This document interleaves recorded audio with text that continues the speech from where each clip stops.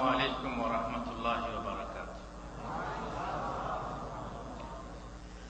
الحمد لله نحمده ونستعينه ونستغفره ونعوذ بالله من شرور أنفسنا ومن سيئات أعمالنا من يهده الله فلا مضل له ومن يضلل فلا هادي له وأشهد أن لا إله إلا الله وحده لا شريك له وأشهد أن محمدا عبده ورسوله أما بعد فإن خير الحديث كتاب الله وخير الهدي هدي محمد صلى الله عليه وسلم وشر الأمور محدثاتها وكل محدثة بدعة وكل بدعة ضلالة وكل ضلالة في النار. أعوذ بالله من الشيطان الرجيم. يا أيها الذين آمنوا ادخلوا في السلم كافة ولا تتبعوا خطوات الشيطان إنه لكم عدو مبين. গগনে ভুবনে যাবতীয় প্রশংসা আল্লাহর জন্য, যে মহান আল্লাহ আমাদের খালেক ও মালিক, যে মহান আল্লাহর রহমতে আমরা বেঁচে আছি, খাবার পাচ্ছি, রুজি পাচ্ছি, যে মহান আল্লাহর আদেশে ঋতুর পরিবর্তন ঘটছে, গ্রীষ্মের পর শীত, শীতের পর গ্রীষ্ম, এই রকম করে যত ঋতু আছে তার আগমন ঘটছে।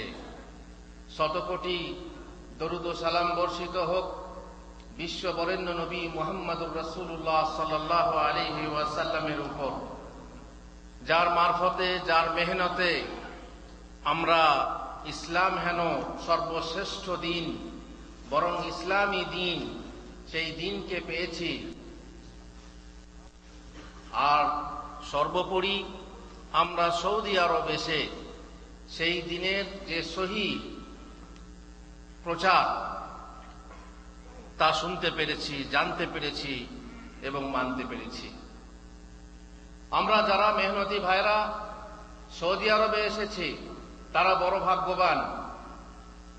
আমরা আমেরিকায় গিয়ে চাকরি করতে পারতাম, আমরা মালয়েশিয়ায় গিয়ে চাকরি করতে পারতাম, বহু বেতন পেতাম। এখানে হয়তো বেতন কম, তাই অনেকে বলবেন ভাগ্য খারাপ। কিন্তু যদি খেয়াল করে দেখেন যে আপনি এখানে এসে যদি আপনি মনে করেন যে এখানে সহি দ্বীন আছে, সহি আকীদা আছে এবং সেটাকে গ্রহণ করেন, তাহলে এর থেকে মহামূল্যবান সম্পদ আর আপনার কিছুই হতে পারে না। পয়সা পান আর না পান, কিন্তু সহি আকীদা, সহি দ্বীন এখানে পাচ্ছেন। আর এটাই হচ্ছে আমাদের মহাসম্পদ, এটাই আমাদের মহাসম্বল। টাকা পয়সা দুনিয়াতেই নষ্ট হয়ে যাবে, কিন্তু পরকালে থাকবে, পরকালের পাথেয়। আর আমরা যদি সহিভাবে সেই পাথেয় সংগ্রহ করতে পারি, তাহলে নিশ্চয়ই আমরাই হব সর্বোপরি, আমরাই হব ভাগ্যবান। ব্রাদারানে ইসলাম, আমি আপনাদের কাছে কি আলোচনা করব? ইসলাম ও আজকের মুসলমান, বর্তমানের মুসলমান যারা বলে আমরা মুসলমান, তারা কি সেই ইসলামের কাছাকাছি আছে যে ইসলাম এসেছে পৃথিবীর বুকে এবং সর্বশেষ নবী মুহাম্মদুর রাসূলুল্লাহ সাল্লাল্লাহু আলাইহি ওয়াসাল্লামের কাছে তিনি প্রচার করেছেন আমাদের মাঝে? সেই ইসলাম কি আমাদের মাঝে আছে? আমরা একটু খেয়াল করে দেখব, একটু সমীক্ষা করব। চলুন আমার সাথে কোনো এক গ্রামের, সেখানে এক ঘরে দাওয়াত খেলেন। দাওয়াত খাওয়ার পর ঘরের মুরব্বী তাকে জিজ্ঞেস করলেন, কি গো, ছেলেমেয়েরা সব কেমন আছে, কেমন সব ভালো? বাবা বলেন, না, এই যে ছোট ছেলেটা দেখছো সবসময় অসুখ, দেখুন গলায় তাবিজ লাগানো আছে, হাতে তাবিজ বাঁধা আছে। এটা কিসের তাবিজ? না উড়োজ্বর হয়। এটা কিসের তাবিজ? না সর্দি লাগে খুব। এটা কিসের তাবিজ? বলে এক একটা বিষয়ে এক একটা তাবিজ গলায় হাতে বাঁধা আছে। মুসলমান তার ঘরের দরজায় তাবিজ চিটানো আছে, জানলাতে তাবিজ চিটানো আছে, ঘরের মাঝে বাঁশের ডগায় একটা আয়না ঝুলানো আছে। কি ব্যাপার? বলছে ঘর বন্ধ করেছি। ঘর বন্ধ করেছে কিসের জন্য? বাবা বলো না, ঘরে রোগ ছাড়ে না, সব সময় মানুষ লোক ঘরে মেম্বারদের রোগ লেগেই আছে, ঘরে বরকত হয় না, রুজি রোজগারে বরকত আসে না, তাই হুজুর ডেকে ঘর বন্ধ করেছি। এই যে আয়না পুঁতে দিয়েছে উপরে, চারিদিকে ঘরের চার কোণে মাটির ভাঁড় পোতা আছে, তাতে সিঁদুর আছে, তাতে আরো কি আছে, মোমবাতি ধূপবাতি আরো কত কি, কত রকমের কীর্তি করে ঘর বন্ধ করা হয়েছে। তারপর ছেলেমেয়েরা নামাজ পড়ে তো। বাবা আমার ছেলেরা চার বেটা চার ছেলে, এক ছেলেও নামাজ নষ্ট করে না, কোনো জমাই বাদ দেয় না, নামাজ পড়ে না। নামাজ পড়ে না, পড়ে একটা জুমাও বাদ দেয় না। তার মানে কি? শুধু জুমার নামাজ পড়ে। এরা নামাজি না বেনামাজি? এই হলো পরিবেশ, মুসলিমদের পরিবেশ। তাদের দুরবস্থা এমন যে একটা জুমাও বাদ দেয় না। অনেক আছে জুমাও পড়ে না, এখন তো নাস্তিকের সংখ্যা বাড়ছে দিনের দিন। কিন্তু যারা মুসলমান, যারা আস্তিক, যারা আল্লাহকে বিশ্বাস করে,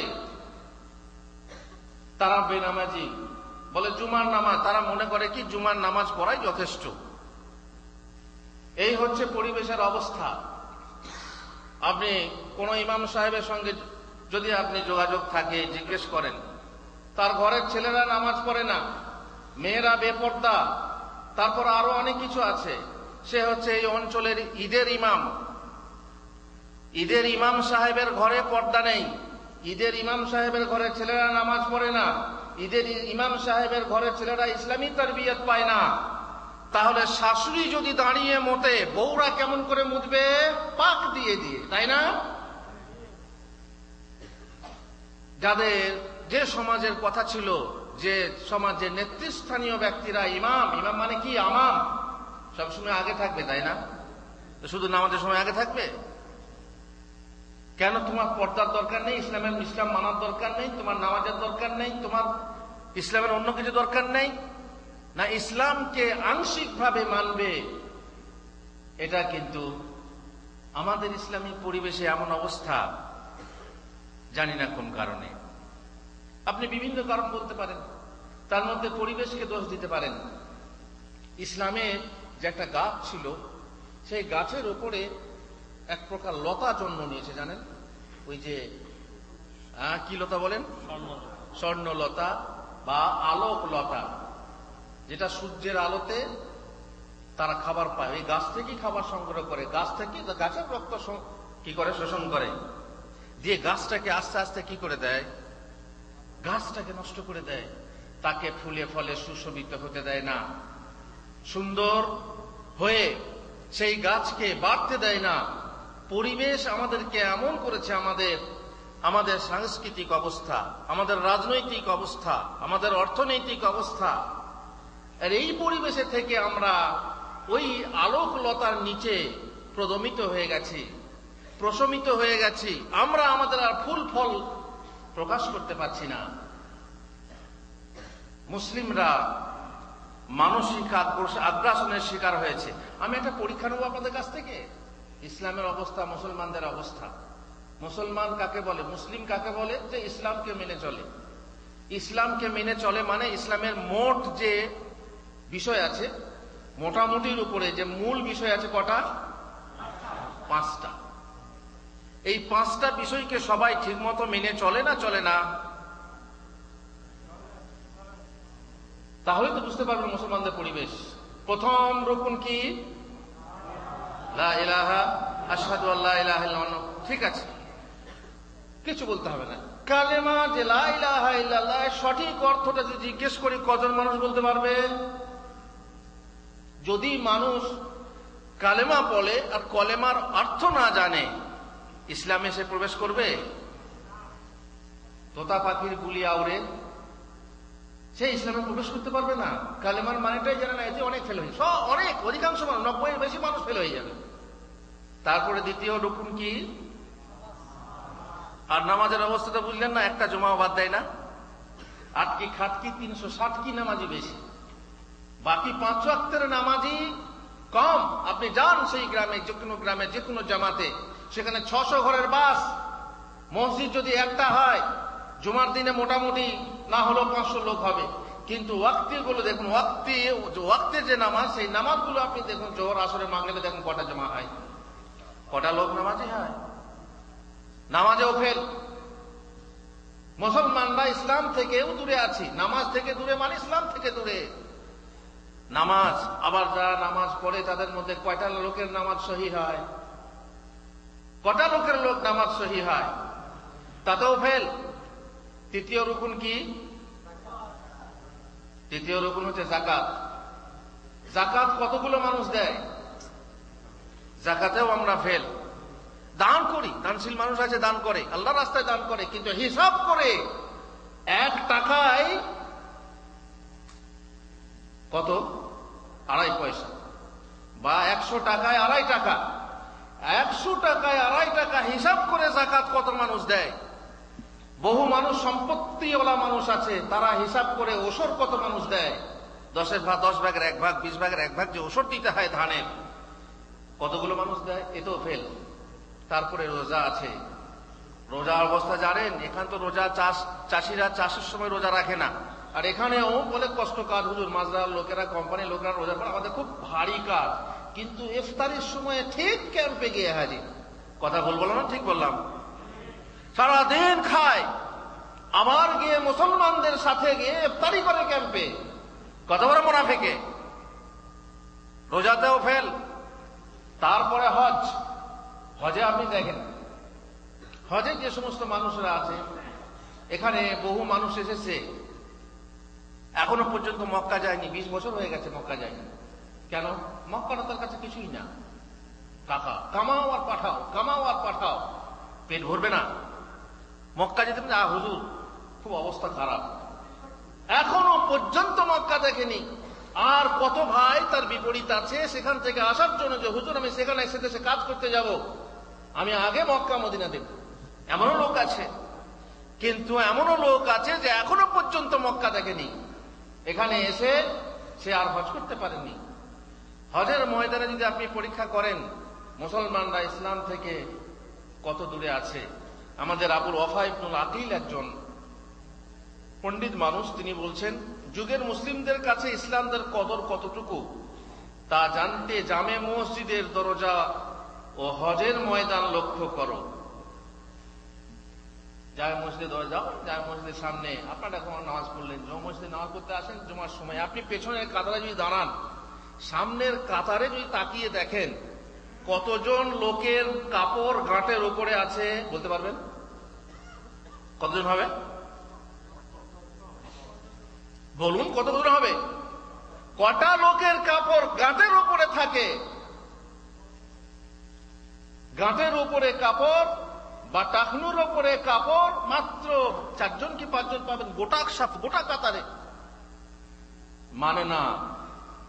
কেন মানে না? এত বড় আল্লাহ তাআলার 99টা রহমত কিয়ামতে প্রয়োগ করবেন, আর তা সত্ত্বেও সেই ব্যক্তির দিকে তাকিয়ে দেখবেন না যে অহংকারের সাথে গাঁটের নিচে, টাকনুর নিচে কাপড় পরে, কাপড় ঝুলিয়ে পড়ে। বলে হুজুর আমার অহংকার নেই, এমনি নেমে যায়। যদি অহংকার না থাকে তবুও নামিয়ে পড়বেন না। তার কারণ রাসূলুল্লাহ সাল্লাল্লাহু আলাইহি ওয়াসাল্লাম বলেছেন, মা তাহতা মা আসফালা মিনাল কাবাইনি ফাহুয়া ফিন্নার। গাঁটের নিচের যে কাপড় ঝুলবে, যতটুকু ঝুলবে ততটুকু অংশ জাহান্নামে যাবে। আপনি যদি বলেন হুজুর ওইটুকু অংশ কি জাহান্নামে গেলে সমস্যা নেই,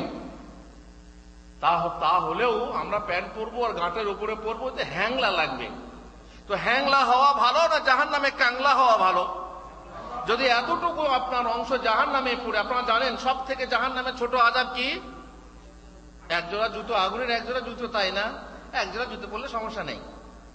আর জাহান্নামের আগুনের তেজ কত?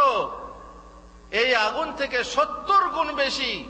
70 গুণ আগুনের বেশি তেজ। ওই জুতো যদি আপনার পায়ে পরিয়ে দেওয়া হয়, মাথার দিমাগ পর্যন্ত, মগজ পর্যন্ত টকবক করে ফুটবে। যদি বলে হুজুর দোষ, সমস্যা নেই, কিন্তু এরা মানতে চায় না। গাঁটের উপরে কাপড় দেখবেন, আপনি জুমার মসজিদে দেখবেন যে কতজন মানুষ গাঁটের উপরে কাপড়। এখানেই বুঝতে পাচ্ছেন যে মুসলমানরা ইসলাম থেকে কোথায় আছে। দাড়ি রাখার কথা বলেন, বলি ইমান তো এখানে, দাড়িতে ইমান নেই। ঠিক আছে, তো ইমানের বীজ যদি তোমার বুকে থাকে, তো মাটিতে পুঁতা থাকলেই হবে, বীজটা তো হবে, গাছপালা তো হতে হবে। তো এগুলো তো গাছপালা। বল না, ইমান এখানে, মানলাম ইমান এখানে, যদি এখানে না থাকে তো কোনো লাভ নেই, কিন্তু তার গাছপালা দেখাও, ফুল ফল দেখাও, এখানেও আপনি বুঝতে পারবেন আমরা ইসলাম থেকে কোথায় আছি। হজের কথা বললেন উনি, হজের আপনি একটা জিনিস লক্ষ্য করেন, আপনারা জানেন আর রাকবু কাসীর ওয়াল হজ্জু কালীল, প্রচুর মানুষ হজ করতে যায়, লক্ষ লক্ষ, প্রায় 40-45 লাখ মানুষ হজ করতে যায় এক এক বছরে। তাদের মধ্যে হজ কজনের কবুল হয় আল্লাহ জানেন। আপনি যদি দেখেন যে সেই মানুষরা যারা হজ করতে গেছে, যদি আপনি টিভিতে দেখেন, নিজে নাও যান, টিভিতে যদি দেখেন, তো দেখবেন মিনাতে, আরাফাতে অধিকাংশ মানুষের কান খোলা না ঢাকা, অধিকাংশ হাজির কান খোলা না ঢাকা, আরাফাতে মিনাতে খোলা। এই ডান কানটা খোলা আছে মিনাতে আরাফাতে, ডান কান মিনা আরাফাতে খোলা থাকবে। কখন খোলা থাকবে? কোন তাওয়াফে? সব তাওয়াফে? কোন তাওয়াফে? প্রথম তাওয়াফে, আগমনী তাওয়াফে, তাওয়াফুল কুদুমে বা উমরার তাওয়াফে। তারপরে ঢাকো। অনেকে কান খুলেই নামাজ, ওই সঙ্গে সঙ্গে নামাজ পড়ে, 5 ওয়াক্তের নামাজ পড়ে, কান খুলে খুলে নামাজ পড়ে। এরা কত বড় মিসকিন। এখান থেকে আপনি আন্দাজ করেন যে আমরা ইসলাম থেকে কত দূরে আছি। ইসলামকে আমরা ঠিক মতো মানতে পারছি না। আসুন ইমানের কথায় আসুন। ইমানের রুকন কয়টা? 6টা, তাই না? প্রথম রুকন কি? আমানতু বিল্লাহ, আল্লাহু আকবার, আল্লাহর প্রতি ঈমান আনলাম। আল্লাহ কি জিনিস? আল্লাহ কাকে বলে? এক জায়গায় গেলাম, সেখানে ছাত্রছাত্রীরা পড়ছিল এক গ্রামে। সেখানে বলছে, হুজুর আমি তো ছাত্রছাত্রীকে ভালো ভালো ট্রেনিং দিচ্ছি, পড়াচ্ছি, একবার পরীক্ষা নিয়ে দেখুন। ঠিক আছে, তুমি একটা কেরাত শোনাও। কেরাত শোনালো। তারপরে বললাম ঠিক আছে, আল্লাহুম্মা বা'id বাইনি শোনাও। তো বলছে আল্লাহ, শেষকালে বলছে মানে বিসালজি ওয়াল বারদি। বারদি মানে কি? ওই যে সালজি মানে আমার বরফ দিয়ে আমার গোনা ধুয়ে দাও। তো বারদি দিয়ে তো গোনা ধোয়া হয় না, গোনা কি বারদি দিয়ে ধোয়া হয়? বারাত দিয়ে ধোয়া হয়। তো বলছে বারদি। বেশ, যাই হোক, তাহলে আমি তোমাদের একটা ইমানের পরীক্ষা নিই। আল্লাহকে চেনো? বলছে হ্যাঁ চিনি। বলো তো আল্লাহ কোথায় আছে? আল্লাহ কোথায় আছেন বলো। তো ছেলে মেয়েরা চুপ থেকে গেল, বলতেই পারলো না। শেষকালে হুজুর বলছে, এই বল না বল না, আল্লাহ সব জায়গায় আছে। বলছে বল না আল্লাহ সব জায়গায় আছে। কে বলছেন? হুজুর, ইমাম সাহেব। ওই যে বললাম না, শাশুড়ি যদি দাঁড়িয়ে মতে, তাহলে বউরা কি করবে? পাক দিয়ে দিয়ে উঠবে। মেন খুঁটি যেখানে, সেখানেই আমাদের আলো নেই। যে আলো ছড়াবে তার মাঝেই আলো নেই। যে সর্ষে দিয়ে ভূত তাড়বেন, সেই সর্ষেতেই ভূত গেড়ে বসে আছে। আলেম ওলামাদের মাঝে যদি সেই সচেতনতা না থাকে, তাহলে আপনি কাকে দিয়ে আলো দেবেন? এখন আপনাদের মাঝে পরীক্ষা নিয়ে, আপনারা বললেন আল্লাহ কোথায় আছেন? আরশে আছেন। এমন মানুষ আছে যারা বলবে আল্লাহ সব জায়গায় আছে, ঠিক না ভুল? অনেকে বলবে আল্লাহ সব জায়গায় আছে। আরে আল্লাহ সব জায়গায় নেই, আল্লাহ দৃষ্টি সব জায়গায় আছে, আল্লাহর জ্ঞান সব জায়গায় আছে। অনেক মানুষ বলবে। অবশ্যই তো আপনারা সৌদি আরবে এসে ইসলামী সেন্টারগুলো থেকে শিখেছেন। দেশের কোন সভাতে যদি জিজ্ঞেস করা হয়, তো 100% মানুষই বলবে আল্লাহ সব জায়গায় আছে। অথবা বলবে আল্লাহ হৃদয়ে আছে, আল্লাহ কলবে আছেন। আল্লাহ কলবে থাকবেন কেন? তাহলে কতগুলো আল্লাহ? নাকি যত কল্লা তত আল্লাহ? আল্লাহ তাআলা কলবে আছেন মানে আল্লাহর জিকির আল্লাহর কলবে, আমাদের কলবে থাকবে। আল্লাহর জিকির, আল্লাহর স্মরণ আমাদের থাকবে। এইভাবে বহু মানুষ ফেল করবে আস্তে আস্তে। আবার একটা প্রশ্ন করেন আল্লাহ সম্পর্কে, আমানতু বিল্লাহ, আল্লাহ সাকার না নিরাকার? আকার আছে না নেই? আল্লাহর আকার আছে? আর দেশে কি করেছেন? আল্লাহ নিরাকার, তাই না? আল্লাহ নিরাকার। আল্লাহর আকার আছে, তার প্রমাণ কি? আল্লাহর আকার আছে, তার প্রমাণ দিয়ে আপনাকে বলতে হবে যে যে জিনিসকে দেখা যায় না তা নিরাকার, আর যে জিনিস দেখা যায় তা সাকার। আল্লাহকে দেখা যায় না? যায় না? আল্লাহকে দেখা যায়? দেখেছো আল্লাহকে? দেখা যাবে, তাই না? দুনিয়াতে দেখা অসম্ভব। অবশ্য যদি মারফতি মার্কা পীর সাহেব হন তো দেখতে পারবেন, আল্লাহকে দেখতে পারবেন। বরং আল্লাহ আপনার সঙ্গে ডাইরেক্ট এসে কথা বলবে। সব মিথ্যা কথা, ভুয়া কথা। কিয়ামত, মৃত্যুর আগে আল্লাহকে দেখা যাবে না, আখিরাত ছাড়া আল্লাহকে দেখা যাবে না, তাই না? জান্নাতের সব থেকে বড় সুখ হলো আল্লাহর দিদার, আল্লাহর দর্শন। তাহলে নিশ্চয়ই আল্লাহকে দেখা যাবে। যা দেখা যাবে তার আকার আছে, তবে সেই আকার কেমন কেউ জানে না। মুহাম্মদ রাসূলুল্লাহ সাল্লাল্লাহু আলাইহি ওয়াসাল্লাম বলছেন, রাআইতু রাব্বি ফি আহসানি সূরা। আল্লাহর নবী সাল্লাল্লাহু আলাইহি ওয়াসাল্লাম স্বপ্নে দেখেছিলেন, আমি আমার রব, আমি আমার প্রতিপালককে সবচেয়ে সুন্দর আকারে দর্শন করেছি। তাহলে নিরাকার কথাটা ভুল, কিন্তু অধিকাংশ মানুষ এতে ফেসে আছে। আমানতু বিল্লাতেই ফেল। তারপরে এক এক করে আমানতু বিল্লাহি ওয়া মালাইকাতিহি ওয়া কুতুবিহি ওয়া রুসুলিহি ওয়াল ইয়াউমিল আখিরি ওয়াল কদরি খাইরিহি ওয়া শাররিহি। আল্লাহু আকবার। যদি এক একটা বিষয়ে পরীক্ষা নেওয়া যায়, মুসলমানদেরকে দেখা যাবে যে মুসলমানরা বহু পিছিয়ে আছে, ইসলাম থেকে বহু দূরে। সেই মুসলমান আর নেই যে মুসলমান হওয়া দরকার ছিল। বিশ্বে তারা ছিল সেরা হয়ে মুসলমান, আজকে তারা লাঞ্ছিত ছাড়িয়া কোরআন, কোরআন ছেড়ে তারা ইসলাম থেকে দূরে সরে গেছে। ফলে তাদের পৃথিবীর বুকে বহু অশান্তি ভোগ করছে পৃথিবীর বুকে। আর একটা কথা বলে রাখি, যখন কোন মুসলমান মুসলমান বলে দাবি করে আমি মুসলমান, সে দাবি করে আমি মুসলমান, খাঁটি মুসলমান, কিন্তু পরীক্ষা নিলে, যেমন আপনি একটা দোকান, কাপড়ের দোকান আছে, আব্দুল সামাদ ভাইয়ের কাপড়ের দোকান আছে, সেখানে লেখা আছে এখানে যাবতীয় বস্ত্র সুলভ মূল্যে পাওয়া যায়। আপনি গেলেন, গিয়ে বললেন ভাই আমার একটা পায়জামা দরকার, বললেন হুজুর ওইটাই নেই। তারপরে বললেন ভাই আমার একটা শাড়ি দেন তো, সিনথেটিক শাড়ি চাই, বলে ভাই ওটাই নেই। তারপরে বললেন যে ঠিক আছে আমাকে টুপি দেন, বললেন ওটাই নেই। বলতে আপনি সাইনবোর্ডটা তুলে ফেলেন, সাইনবোর্ডে লিখেছেন এখানে যাবতীয় কাপড় বা বস্ত্র সুলভ মূল্যে পাওয়া যায়। আমাদের অবস্থা তাই। মুসলমানরা আমরা দাবি করি যে আমরা হচ্ছি পূর্ণ মুসলমান। মহান আল্লাহ বলছেন, ইয়া আইয়ুহাল্লাযীনা আমানু উদখুলু ফিস সিলমি কাফা। হে ঈমানদাররা, হে ঈমানদাররা, তোমরা ঈমান এনেছো, বুকে ঈমান আছে, তাহলে উদখুলু ফিস সিলমি কাফা। ইসলাম যার নাম, যার মূল ধাতু হলো সিলম মানে শান্তি, তাতে পরিপূর্ণরূপে প্রবিষ্ট হও, প্রবেশ করো। নুসনুস না, নুসনুস তো জানেন, আপনি জানেন যে যদি কোনো জায়গাতে শুয়ে থাকেন, অর্ধেক দেহ সূর্যের, অর্ধেক দেহ ছায়াতে, এটা ভালো না খারাপ? নিশ্চয়ই খারাপ। নুসনুস, এই শীতের রাতে অর্ধেক দেহ জানলার বাইরে, অর্ধেক দেহ ঘরের ভিতরে, এটা কেমন? নিশ্চয়ই সবাই বুঝেন এটা খারাপ। নুসনুস, অর্ধার্ধি, অর্ধেক অর্ধেক না, পরিপূর্ণ রূপে ইসলামে প্রবেশ করো। ওয়ালা তাত্তাবিউ খুতুওয়াতিশ শাইতান, আর শয়তানের পদাঙ্ক অনুসরণ করো না। শয়তান যে পথে চলে অথবা চলতে বলে, খবরদার সে পথে চলো না। কি করে বুঝবেন আপনি যে শয়তানের পদাঙ্ক অনুসরণ করছেন, শয়তানের পথে চলছেন? যখনই আপনি দেখবেন শরীয়ত বিরোধী কোনো কাজ আপনি করছেন, তখন আপনি শয়তানের পথে চলছেন। শয়তান কেন?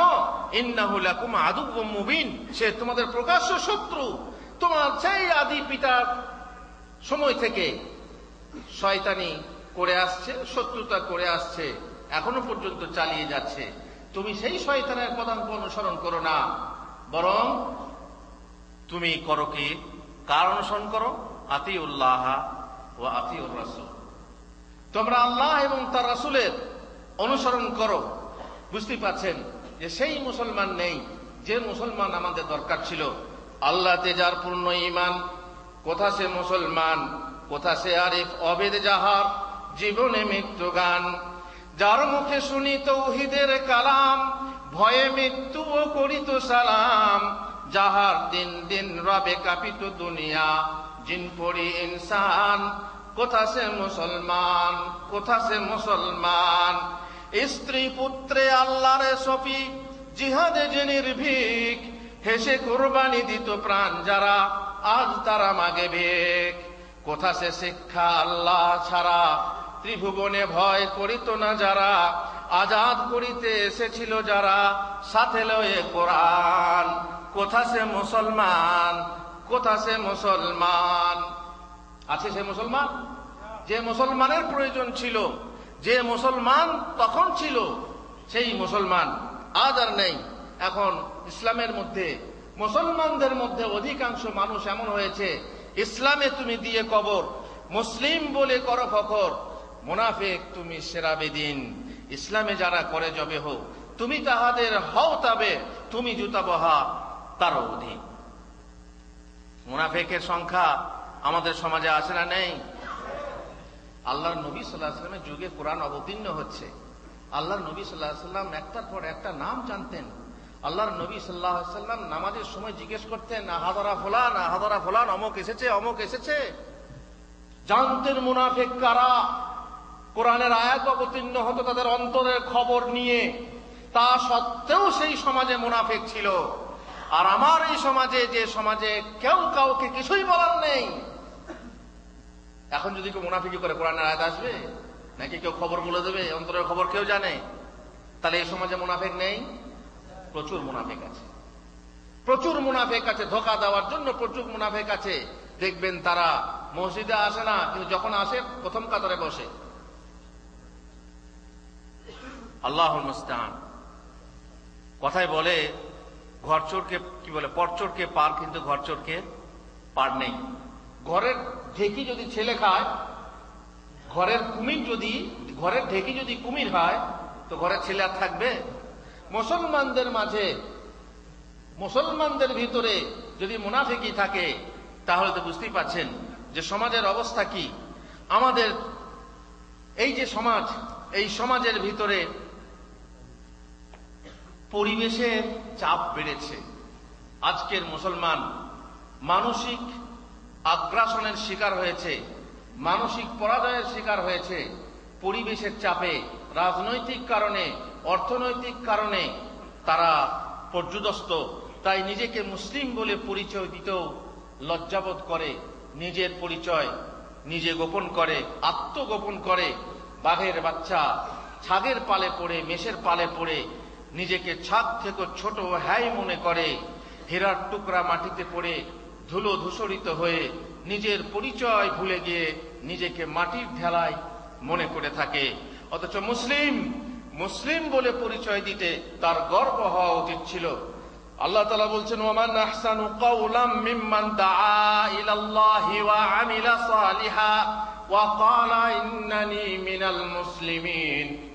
তার থেকে আর ভালো কথা কে বলে, যে আল্লাহর দিকে মানুষকে আহ্বান করে এবং ভালো কাজ করে। শুধু আহ্বান করলেই হবে না, কাজ করতে হবে, তাই না? ভালো কাজ করে আর বলে আমি মুসলিম, আমি মুসলমানদের একজন, মুসলমানদের একজন বলা, এটাও একটা ভালো কথা। যেখানে আমরা থাকি না কেন, আমরা মুসলমান বলে যেন পরিচয় দিই। আমরা যে পরিবেশেই থাকি, আমরা যেন চুম্বক হই, লোহা যেন না হই। আকর্ষণ কে করে? চুম্বক। আর লোহা, কিন্তু সমস্যা হচ্ছে চুম্বক যদি হালকা হয়, চুম্বক হালকা, লোহা ভারী, তখন আকর্ষণ কে করে? আকর্ষণ করে চুম্বকই, কিন্তু চুম্বক ছুটে যায় লোহার দিকে। বাংলাতে বলে সঙ্গ দোষে লোহা ভাসে। লোহা কখনো পানিতে ভাসে? কোনোদিন পানিতে ভাসে না। কিন্তু কাঠে পেটানো থাকলে, কাঠ ভাসলে লোহাও ভাসবে। একেই বলে সংসর্গ গুণ, একেই বলে পরিবেশ। সে পরিবেশ আমাদেরকে নষ্ট করে দিয়েছে, আমাদেরকে ছোট করে দিয়েছে। আমাদের যে পরিচয়, সে পরিচয় আমরা দিতে পারছি না। যে কোনো সমাজে গিয়ে বুক ফুলে বলতে পারছি না যে আমি হচ্ছি মুসলমান। কেন? আমাদের আমল আমাদেরকে নষ্ট করে দিয়েছে, আমাদের আমল আমাদেরকে লাঞ্ছিত করেছে, আমাদের আমল আমাদেরকে পদদলিত করেছে, অবহেলিত করেছে।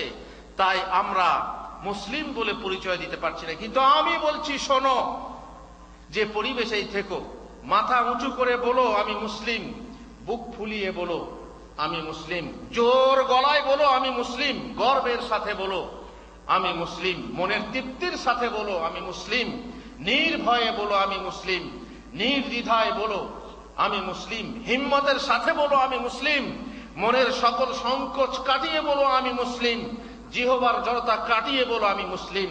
আমি সেই সত্তার নিকট আত্মসমর্পণকারী মুসলিম, যিনি বিশ্বজাহানের সৃজনকর্তা ও দয়াময় পালনকর্তা। মুসলমান মুমিন হতে হলে পরিপূর্ণরূপে হতে হবে আল্লাহর আহ্বান, উদখুলু ফিস সিলমি কাফা। মুমিন কখন হবেন, মুসলিম কখন হবেন? আপনারা জানেন, যদি বলেন হুজুর এক কাপ চা খান, এই চাটা কি জিনিস দিয়ে তৈরি? চা শুধু একটা জিনিস, চিনিকে বলা হয় না, চায়ের পাতিকে বলা হয় না, পানিকে বলা হয়? সব বিলিয়ে যাবে, চিনি থাকবে। অবশ্য ডায়াবেটিস রোগীর জন্য বুঝতেই পারছেন চিনির দরকার হবে না। কিন্তু চা যাকে বলে, বাঙালির চায় তো আবার দুধও লাগবে। তাহলে চিনি, চা পাতি, দুধ এবং পানি, এই চারটা জিনিস একসঙ্গে থাকবে, মিলিয়ে গরম করে ফুটিয়ে দিলে তবে তাকে চা বলবে, তাই না? একটা একটা চা বলা যাবে না। তেমনি যেমন শরবত, শরবত ওই চিনি, পানি ইত্যাদি। যাই হোক, যখন আপনাকে বলা হবে মুমিন, মুমিন যখন আপনাকে বলবো, তখন শুধু ঈমান কাকে বলে?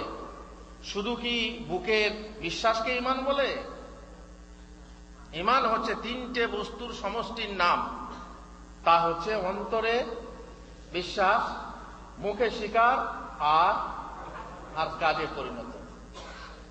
তিনটে জিনিস যদি না করেন, শুধুমাত্র একটা জিনিস যদি করেন, তাহলে নিশ্চয়ই আপনার ঈমান পরিপূর্ণ নয়।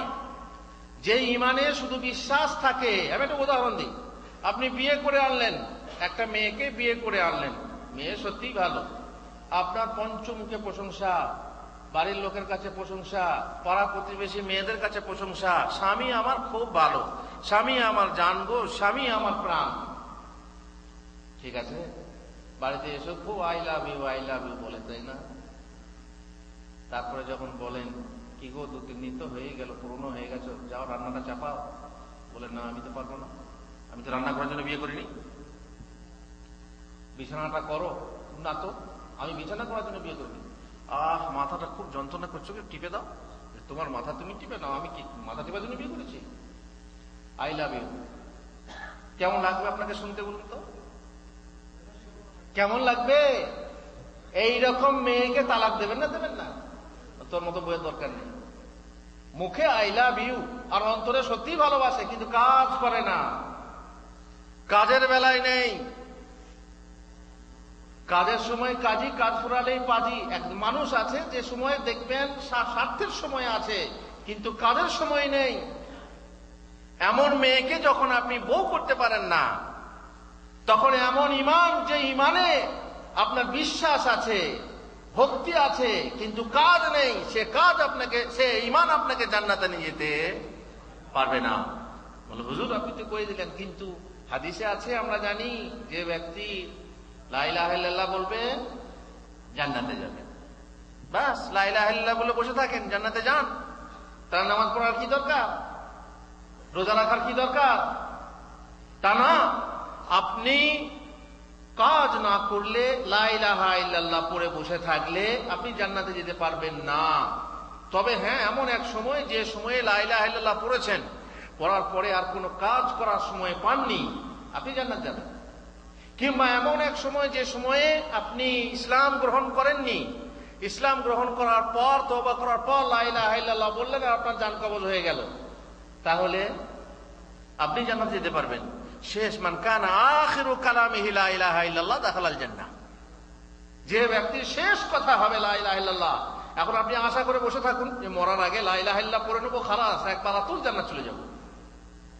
পারবেন আশা করতে? মরার সময় আপনি কি বলবেন তো আপনি জানেন। হয়তো শুনছি, বহু সৌদি ওয়াজে শুনেছি যে এক লোক ওই নিলামে বিক্রি করতো, ওয়াহেদ বে খামসা ইসনাইন বে আশারা, ওয়াহেদ বে খামসা ইসনাইন বে আশারা। বলছে এই করতে করতে ব্যাস এই নামাজ যা কিছু করতো না, শেষকালে যখন মরার সময় হয় তখন আগে মরার আগে বলছে ওয়াহেদ বে খামসা স্নেন বে আশারা। বুঝতে পারলেন? আমাদের দেশেও দেখেছেন অনেকে লজেন্স বিক্রি করে, একটা 5 জোড়া 10, একটা 5 জোড়া 10। তো একটা 5 জোড়া 10 মরণের সময় বলে, কারণ সে বলে বলে বলে বলে এত অভ্যস্ত হয়ে গেছে, মরণের সময় সেটাইও বলবে।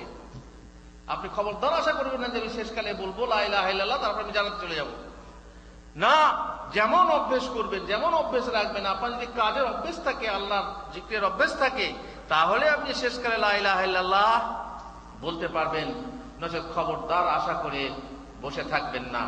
মোট কথা, মুসলমান হয়ে কাজ করতে হবে, ঈমান এনে আপনার অন্তরে বিশ্বাস রাখতে হবে, মুখে স্বীকার করতে হবে, আর মুখে স্বীকার করার সাথে সাথে কাজ করতে হবে। আল্লাহ তাআলা এই কথাটাই কোরআনে বলেছেন না, ওয়াল আসরি ইন্নাল ইনসানা লাফি খুসর। সময়ের কসম, আসরের কসম, সমস্ত মানুষ ক্ষতিগ্রস্ত, ইল্লাল্লাযিনা আমানু। তবে এই 4 শ্রেণীর মানুষ নয়, 4 শ্রেণীর সমষ্টি মানুষ না। ইল্লাল্লাযিনা আমানু, যারা ঈমান আনবে, ওয়া আমিলুস সালিহাত, ঈমানের সাথে নেক আমল করবে, ওয়া তাওয়াসাউ বিল হাক্কি, আর আপোষে হকের ওসিয়ত করবে। তার মানে কি? প্রচার করবে, এক অপরকে নসিহত করবে, ওসিয়ত করবে। ওয়া তাওয়াসাউ বিস সাবরি, আর এই 3টে কাজ করার জন্য যে প্রয়োজন আছে, খুব বিশাল জিনিস, সেটা হচ্ছে সবুর, ধৈর্য। ধৈর্য ধারণ করবে, তাহলে সে মানুষ ক্ষতিগ্রস্ত নয়। বোঝা গেল কি, যে আমাদের যদি সফলতা প্রয়োজন হয়, আমরা যদি সফল মানুষ হতে চাই, তাহলে এই 4টে জিনিস আমাদের মাঝে আনতে হবে, নচেত কিন্তু আমরা ক্ষতিগ্রস্ত হব। আমরা এমন এক জায়গায় আছি, আমরা মুসলমান হয়ে কোরআন ও হাদিস সব জানছি, বিশেষ করে সৌদি আরবে এসে এই সহি দ্বীনকে জেনে যদি আমল না করি, সহি দ্বীনকে যদি গ্রহণ না করি, তাহলে নিশ্চয়ই জবাবদিহি করতে হবে। আমরা এখান থেকে মাসের মাস লক্ষ লক্ষ টাকা দেশে পাঠাচ্ছি, ছেলে মেয়ের জন্য পাঠাচ্ছি, স্ত্রী পরিজনের জন্য পাঠাচ্ছি, কিন্তু সহি দ্বীন যদি না পাঠাতে পারি, চিঠির মাধ্যমে, টেলিফোনের মাধ্যমে যদি না পাঠাতে পারি, তাহলে আমরা বড় হতভাগা। আমাদের মধ্যে এমনও হতভাগা আছে যে মিলাদের সময়ে টাকা পাঠাতে হয়, ভাইরা ছাড়বে না, মা মারা গেছে মিলাদ পড়াবো, তো ভাইরা ছাড়ছে না, টাকা পাঠা, তুই বিদেশে কামাচ্ছিস টাকা পাঠা, না এটা করা চলবে না, এটা বিদাত। দেখ বিদাত কে বললো? তুই এখন বখিলি করবি, দিবি না, কার্পণ্য করবি, তাই তুই বলছিস। নিরুপায় হয়ে সে টাকা পাঠায়, মিলাদের সময় টাকা পাঠায়, ওরসের সময় টাকা পাঠায়, কিন্তু এখান থেকে সহি দ্বীন যেটা আছে সেটা সে প্রকাশ করে বলতে পারে না, মায়ের কাছে বলতে পারে না, বাপের কাছে বলতে পারে না, ভাইদের কাছে বলতে পারে না যে এটা শিরিক, এটা বিদআত, এটা করা ঠিক না, এটা করা। যাই হোক, এখন সমস্যা হচ্ছে কি, যে কিছু মানুষ আছে যারা সৌদি আরবের দুশমন, সৌদি আরবের সহি দ্বীন আছে বলে তারা সৌদি আরবের বদনাম করে রেখেছে, তাদের হুজুররা বদনাম করে তাদের কানে তালা ঝুলিয়ে রেখেছে, বলেছে ওয়াহাবি। ওরা কি? ওরা ওয়াহাবি। ওয়াহাবি কিস চিড়িয়া কা নাম হ্যাঁ? সর্বনাশ, ওয়াহাবি কাফের। ওয়াহাবি হচ্ছে কাফের, ওদের কথা শোনো না, ওদের বই পড়ো না, এটা ভারী মুশকিল। এই কথা বলে আপনার কানে তালা ঝুলিয়ে দিয়েছে। ফলে এমনও হতভাগা আছে যারা এদের টাকা তো নেয়, এদের টাকাটা বড় মিষ্টি, কিন্তু এদের ইসলামটা সহি না।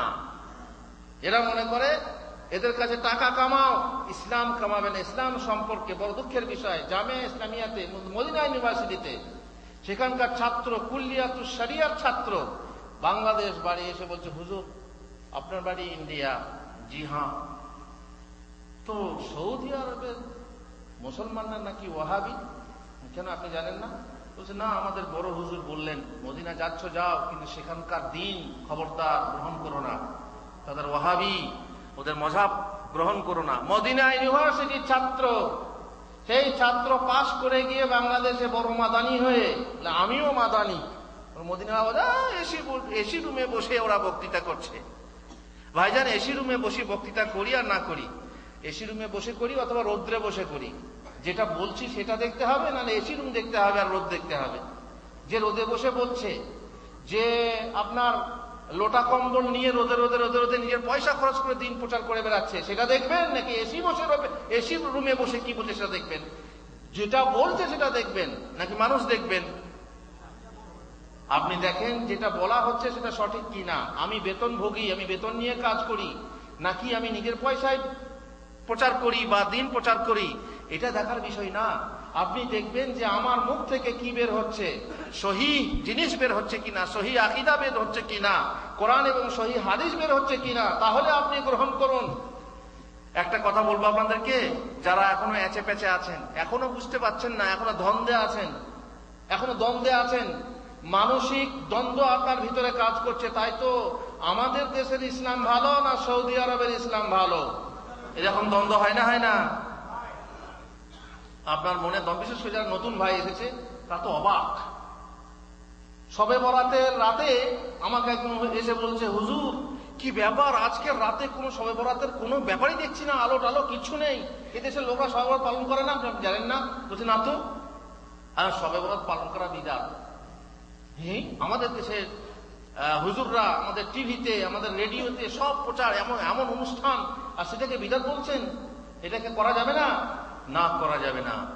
যারা দ্বন্দ্বে আছেন এখনো পর্যন্ত দেখছেন যে এখানে নেই, আমাদের দেশে আছে, অথবা আমাদের দেশে নেই এখানে আছে, যারা দ্বন্দ্বে আছেন তাদেরকে আমি শুধু একটি স্বনির্বন্ধ অনুরোধ করব, তারা উদার হন, খবরদার গোঁড়া হবেন না, উদার হন, অনুদার থাকবেন না, হৃদয়ের তালা খুলে দেন এবং উন্মুক্ত মন নিয়ে শুধু শুনে যান, পড়ে যান। যদি আপনি গ্রহণ করতে না চান তো পড়ে যান, শুনে যান। আমি আল্লাহ তাআলার একটি বাণী শোনাচ্ছি আপনাকে। আল্লাহ তাআলা কোরআনে সূরা জুমারে বলছেন, ফাবাশশিরিল ইবাদ আল্লাযীনা ইসতামিউনাল কাওলা ফায়াত্তাবিউনা আহসানাহ উলাইকাল্লাযীনা হাদাহুমুল্লাহ ওয়া উলাইকা হুম উলুল আলবাব। আমার বান্দাদেরকে সুসংবাদ শুনিয়ে দাও, আমার বান্দাদেরকে সুসংবাদ শুনিয়ে দাও, ওই বান্দাদেরকে যারা ইসতামিউনাল কাওলা, কথা শুনে এবং মনোযোগ সহকারে শুনে, ফায়াত্তাবিউনা আহসানা, তার মধ্যে যেটা ভালো, আহসান মানে কি? হাসান মানে ভালো, আর আহসান মানে সবচেয়ে ভালো। যে কথাগুলো শুনছে তার মধ্যে সবচেয়ে যেটাকে ভালো মনে হচ্ছে এবং সবচেয়ে বলিষ্ঠ মনে হচ্ছে, সেটা কি করে? ফায়াত্তাবিউনা আহসানা, সেটার অনুসরণ করে। এখানে তাকলিদের কথা নেই, ইত্তিবার কথা আছে। সেই কথার অনুসরণ করে আল্লাহ তাআলার পক্ষ থেকে যারা এই যে কথাটা বলা হলো, কথা শোনে কিন্তু ভালো, যেটা সবচেয়ে ভালো সেটা গ্রহণ করে। এদের সার্টিফিকেট দুটো, আল্লাহ তাআলা দুটো সার্টিফিকেট দিয়েছেন। উলাইকাল্লাযীনা হাদাহুমুল্লাহ, আল্লাহ তাদেরকে হিদায়াত করেন, তাদেরকে এই পথ দেখান, আর তারাই সৎ পথ পায়। যদি সে চায় সৎ পথ পেতে, তারাই সৎ পথ পায়। ওয়া উলাইকা হুম উলুল আলবাব। আর দ্বিতীয় সার্টিফিকেট হচ্ছে তারা হচ্ছে জ্ঞানী মানুষ। জ্ঞানী, যদি তুমি আল্লাহর কাছে জ্ঞানী হতে চাও, যদি বলো যে আমি জ্ঞানী মানুষ, আমি অজ্ঞানী নই, আমি মূর্খ নই, আমি বোকা নই, তাহলে জ্ঞানী হওয়ার জন্য শর্ত হলো কি? মনকে উদার করতে হবে, এবং যখন যেখানে যে কথা শুনবে তার মধ্যে সবচেয়ে ভালো কথা অমুক হুজুরের কথা, তমুক হুজুরের কথা নয়, এই হুজুরদের কথার মাঝে যে কথা সব থেকে আপনাকে ভালো মনে হয়, আপনার জ্ঞানটাকে কাজে লাগান। ইস্তাফতি কালবাক ওয়া ইন আফতাকাল মাফতুন। তুমি তোমার হৃদয়কে জিজ্ঞেস করো, তোমার হৃদয়কে ফতোয়া জিজ্ঞেস করো, যদিও বহু মুফতিরা ফতোয়া দিয়েছে। তোমার জ্ঞান বলে একটা জিনিস আছে, সেই জ্ঞানটাকে কাজে লাগাও। যদি জ্ঞানী হতে চাও তাহলে আল্লাহর এই প্রেসক্রিপশন মেনে নাও, আল্লাহ তাআলার এই ডিসিশন মেনে নাও, আল্লাহ তাআলার এই ফয়সালা মেনে নাও। কি? যে যখন কথা শুনবে কিন্তু ফায়াত্তাবিউনা আহসানা, তার মধ্যে সবচেয়ে যেটা সুন্দর সেটার অনুসরণ করবে। ভাই, এখানে এসেছেন, এমন এক জায়গায় আছেন যেখানে থেকে সহি ইসলামকে জানা যায়, সেখানে যদি আপনি গ্রহণ না করেন, আমল না করেন, তাহলে জানবেন যে আপনি একজন মরা মানুষ, মৃত মানুষ। কবি নজরুল বলেছেন, শক্তি সিন্ধু মাঝে রহি হায়, শক্তি পেল না যে, মরিবার বহু পূর্বে জানিও, মরিয়া গিয়াছে সে। শক্তি সিন্ধুর মাঝে এসেছেন, সেই সিন্ধুর মিষ্টি পানি আপনার নৌকার সাথে আছে, অথচ আপনি পানি পানি করে চিল্লাচ্ছেন, ওয়াটার করে মারা যাচ্ছেন। এটা সত্যিই আপনি মরার পূর্বেই মারা গেছেন। আপনার বেঁচে থাকা না থাকা বরাবর। মরা মানুষ, শক্তি সিন্ধুতে থেকে পানি, পানির উপরে বসে পানি পানি চিল্লাচ্ছ, এটা খুব কঠিন, খুবই খারাপ। ফল পাইয়াছ পাওনি করস, হাইরে ফলের ঝুড়ি, লক্ষ বছর ঝর্ণায় ডুবি রস পায় না কোনুরি। ফল ফল মাথায় করে বয়ে বেড়াচ্ছেন, ফলের ঝুড়ি, ফল পেয়েছে ফলের রস পায়নি। একটা পাথর দেখবেন যেখানে ওই যে শাল্লাল গুলো থাকে, ওগুলো কি বলে, ঝর্ণা যেখানে ঠিক করা থাকে, সেখানে নিচে পাথর ডুবে থাকে। সেই পাথর লক্ষ বছর ডুবে আছে, কিংবা সমুদ্র তীরে কিংবা নদীতে পাথর ডুবে আছে, কিন্তু পানির রস যদি না পায় তাহলে সত্যিই বড় আফসোসের, আক্ষেপের কথা। আপনারা এমন এক জায়গায় আছেন যেখানে এত সুন্দর ব্যবস্থা, মাশাআল্লাহ, আপনি যান বড় বড় কোম্পানিতে যান, কোম্পানি, হ্যাঁ কি ব্যাপার আপনারা আমাদের দর্শে আসেন না কেন হুজুর? কেউ বলবে কাফিল খারাপ, কোম্পানি খারাপ, যেতে দেয় না, সময় নেই। সময় হয় না হুজুর, কখন যাবো, সারাদিন মেহনত করে আসি, তারপরে গোসল টোসল করে রান্না বান্না করে খেতে হয়, হুজুর সময় হয় না, হুজুর সময় হয় না, সময় নেই। তারপরের দিন গেলাম, তাস ভাঙছেন, তাস খেলছেন, কিংবা 500 চ্যানেলের রিমোট, আল্লাহু আকবার, এই চ্যানেল ও চ্যানেল, একে ঘুরতে ঘুরতে কোথায় কোথায় কি দেখছেন, কি দেখেন জানেন সবাই। মানুষের মন হচ্ছে ইন্নান নাফসা লাআম্মারাতুম বিসসু, খারাপের দিকে ধাবিত হয়। যখন তাস খেলছেন, ক্যারমবোর্ড খেলছেন, টিভি দেখছেন, তখন গিয়ে বলছি কি ভাই এসব কেন করছেন? কি করব হুজুর, বিদেশে এসেছি, সময় কাটে না। কাল কি বললেন? সময় নেই। আর আজকে আপনি বলছেন এত সময় আছে, এত সময় আছে। যেমন বন্যার পানি জমে গেছে, পানি কাটে না, তেমনি এত সময় আছে যে সময় কাটে না। তাই টিভি দেখে কাটাচ্ছি, তাই তাস খেলে কাটাচ্ছি, তাই ক্যারমবোর্ড খেলে কাটাচ্ছি। লজ্জা লাগে না? এমন দ্বিমুখী কথা বলতে লজ্জা লাগে না? মানুষকে বুঝাতে পারবে, হুজুরকে বুঝিয়ে দেবে, কিন্তু রব্বুল আলামিনকে বুঝাতে পারবে না। মুখে মিথ্যা কথা বললে মুখে মোহর মেরে দেওয়া হবে। আর কথা বলবে কে? আপনার হাত কথা বলবে, আপনার পা কথা বলবে, আপনার চামড়া কথা বলবে, সমস্ত কথা, সত্য কথা খুলে বলে দেবে, তখন কোনো জবাব পাবেন না। সুতরাং আপনাদেরকে বারবার বলছি, সৌভাগ্যবান আপনারা। যদিও আপনার বেতন আমি জানি, কারো বেতন আছে 250 রিয়াল, আল্লাহুল মুস্তাআন। 250 রিয়াল বেতন, কি করবে সে? টেলিফোনে খরচ করবে না বইয়ের জন্য পাঠাবে, তাও আবার জমি বন্ধক, অমক তমক বিভিন্ন ব্যাপার আছে। তবুও আপনি ভাগ্যবান। আমি ভাগ্যবান কেন বলছি? যে ভাই টাকা পয়সা দুদিনের মধ্যে চলে যাবে, কিন্তু যে জিনিস আপনার সঙ্গে, আপনার রাসূলুল্লাহ সাল্লাল্লাহু আলাইহি ওয়াসাল্লাম বলেছেন, যখন কোনো মানুষ মারা যায় তখন তার পিছনে পিছনে কয়টা জিনিস যায়? 3টে। কি কি? 3টে জিনিস। কি কি? আহলুহু ওয়া মালুহু ওয়া আমালু, তাই না? তার পরিবার পরিজন, ছেলে মেয়ে কাঁদতে কাঁদতে যায়। কবরে দাফন করার পর যা দোয়া যা করলো, যা জানতো তাই করত। তারপর তাকে দাফন করে ফিরে আসে। কে ফিরে আসে? আহলুহু ওয়া মালুহু, তার আহাল ফিরে আসে, পরিজন, যে আপনার ছেলে বা ভাই যেই হোক ফিরে এলো। আর মাল বলতে যেটুকু মাল গিয়েছিল কবর পর্যন্ত, ওই যে গোলাম, চাকর বাকর, কিংবা আপনার কোন জিনিস, ঘরের গাড়ি বা যাই হোক, যা কিছু গিয়েছিল সব ফিরে ঘরে ঢুকবে। আর আসল মাল তো আছে, জমি সম্পত্তি, সে তো ভাগ করার জন্য মারামারি করছে। আপনার ছোট বেটা দেখুন ব্যাংকে ছুটে গেছে, ব্যাংক থেকে টাকা, বাপের টাকা তাড়াতাড়ি আগে বের করে নেবে, এরকম ঘটনা ঘটেছে। বাপ মারা গেছে, বাপ পড়ে আছে, ও ব্যাংকে ছুটেছে যাতে করে টাকাটা ফাঁকি না যায়। আহলুহু ওয়া মালুহু ফিরে আসবে, সঙ্গে কে থাকবে? আমল থাকবে। আপনার এই টাকা সঙ্গে যাবে না, আপনার আমল আপনার সঙ্গে যাবে। সুতরাং যেটা আপনার সঙ্গে যাবে সেই দিনের জন্য, যেদিন চিরদিনকার দিন, যেদিন কঠিন দিন, সেই দিনের জন্য প্রস্তুতি নিন। আপনি ভাগ্যবান, আপনি শহীদ নিষ্ঠা গ্রহণ করুন, সঠিক আমল আপনি করে যান। আজকের মুসলমানরা ইসলাম মানছে না। আমার আজকে অনুরোধ হচ্ছে আজ যে আপনারা সঠিক ইসলাম যেটা আছে সেই ইসলামকে পরিপূর্ণ রূপে মানবেন। আল্লাহ তাআলা যেন আমাদেরকে তৌফিক দেন। আল্লাহ তাআলা যেহেতু বলছেন, ইয়া আইয়ুহাল্লাযীনা আমানু দুখুলু ফিস-সিলমি কাফা, হে ঈমানদাররা তোমরা পরিপূর্ণ রূপে ইসলামে প্রবেশ করে যাও। আমল সম্পর্কে কাল কিয়ামতে জিজ্ঞাসা করা হবে। কাল কিয়ামতে যখন আপনি দাঁড়াবেন আল্লাহর সামনে, রাসূলুল্লাহ সাল্লাল্লাহু আলাইহি ওয়াসাল্লাম বলছেন, লা ইয়াজুলু কাদামু ইবনে আদম মিন ইনদা রাব্বিহি হাত্তা ইউসআলা আন খামস। কোন মানুষের, আদম সন্তানের পা হিলবে না কাল আল্লাহর সামনে থেকে যতক্ষণ না তাকে 5টা বিষয়ে প্রশ্ন করা হয়েছে। এই 5টা বিষয় কি কি?